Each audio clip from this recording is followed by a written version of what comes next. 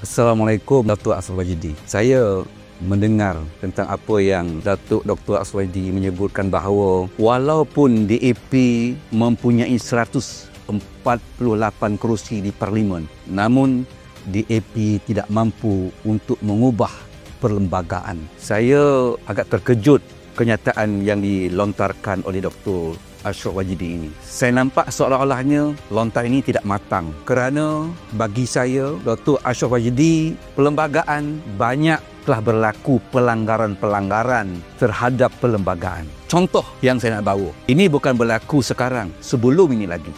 Dalam perlembagaan termaktub tetap lagi tak berubah. Di saat saya bercakap ini, di saat saya membuat rakaman ini, perlembagaan tetap tertulis termaktub bahawasanya tanah reserve Melayu tidak boleh diambil. Kalau diambil, hendaklah diganti mengikut sifat-sifat dan ciri-cirinya. Masih termaktub dalam perlembagaan. Majlis Raja-Raja telah pun meletakkan bahawasanya tanah reserve Melayu mesti kekal sepanjang masa 50%.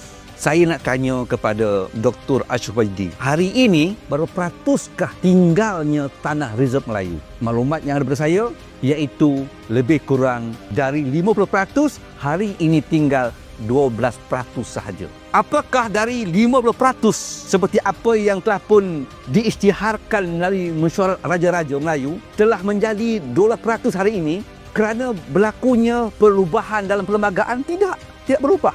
Tetapi pelanggaran telah berlaku. Sepatutnya hendak mengambil tanah reserve Melayu sekian-sekian luasnya, maka tanah ganti itu mesti telah wujud. Kalau nak ambil 100 ekar, telah ada tanah ganti 100 ekar. Bagaimana ciri-ciri sifat-sifat tanah reserve Melayu yang hendak diambil itu? Macam itulah tanah ganti itu telah pun tersedia. Dan mendapat perkenan raja, barulah tanah reserve Melayu itu boleh diambil setelah tanah ganti itu tersedia. Apa berlaku?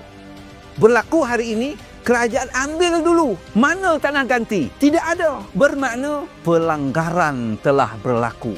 Namun di dalam perlembagaan tetap termaktub bagaimana cara untuk mengambil tanah reserve Melayu. Tidak berubah. Tetapi kenapa tinggal 12%? Kerana pelanggaran. Ini saya nak nyatakan pada Dr. Ashraf Wajidi, kena bezakan antara mengubah dengan melanggar. Baik, jangankan 148 kerusi. Kalau 148 kerusi yang dimiliki oleh DAP di Parlimen, dia mampu membuat dasar-dasar baru. Kerana Parlimen ini tugas dia ialah membuat dasar. Bayangkan apakah dasar-dasar yang akan keluar daripada sebuah parti yang membuat agenda Malaysia apabila dia mempunyai 148 kerusi, 2/3 dalam Parlimen. Apa berlaku? Cuba Dr. Ashraf Wajidi fikirkan dengan satu pemikiran yang sangat sayang kepada negara, satu pemikiran yang sangat sayang beragama dan bangsa kita. Apa berlaku? Hari ini DAP baru 40 kerusi, bukan lagi 148. Baru 40. Apa berlaku? Kampung Baru Cina telah pun diusahakan untuk mendapat pengiktirafan di UNESCO sebagai kampung warisan. Berlaku baru 40 kerusi.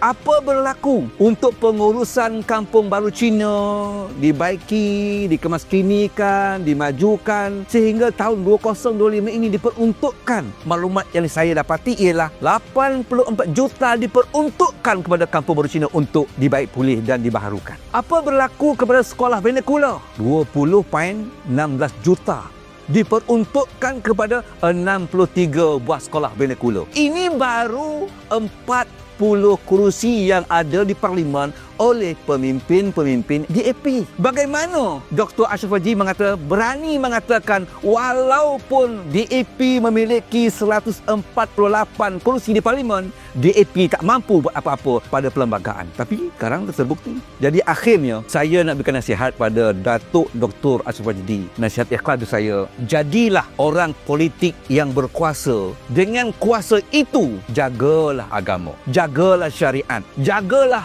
apa-apa apa sahaja strategi perancangan daripada mana-mana pihak untuk merosakkan agama kita, untuk merosakkan bangsa kita, untuk merosakkan negara kita, merubah identiti nasional negara kita, untuk menukar negara kita yang hebat ini menjadi sebuah negara yang akhirnya tidak lagi memiliki keadaan perpaduan keharmonian yang hebat. Dan yang keduanya, nasihat saya kepada Datuk Ashraf Rajdi, berdisiplinlah dengan ilmu yang ada pada anda. Dengan disiplin ilmu inilah orang yang berpolitik, orang yang ada kuasa dalam politik, dia akan menyantuni pendidikan, dia akan menyantuni para peguam, dia akan menyantuni para arkitek, dia akan menyantuni para engineer, dia akan menyantuni para mufassirin, orang tafsir, dia akan menyantuni orang fiqh. Inilah dia sepatutnya orang berpolitik yang ada kuasa, hendaklah dianya mempunyai integriti dan berdisiplin dengan ilmu yang ada, supaya dia mampu menyantuni mereka di luar sana. Dengan kepakaran di luar sana, dia mampu santuni. Akhirnya dengan kepakaran yang pelbagai itu disantuni oleh orang politik, akhirnya kita dapat mempertuankan syarak di negara kita ini. Hidup pun aman damai, dan semua bangsa, semua agama hidup aman damai di bawah payung bangsa tonggak orang Melayu yang hidup dengan Islam sebagai agama persekutuan di negara kita ini. Ini pandangan berjasa.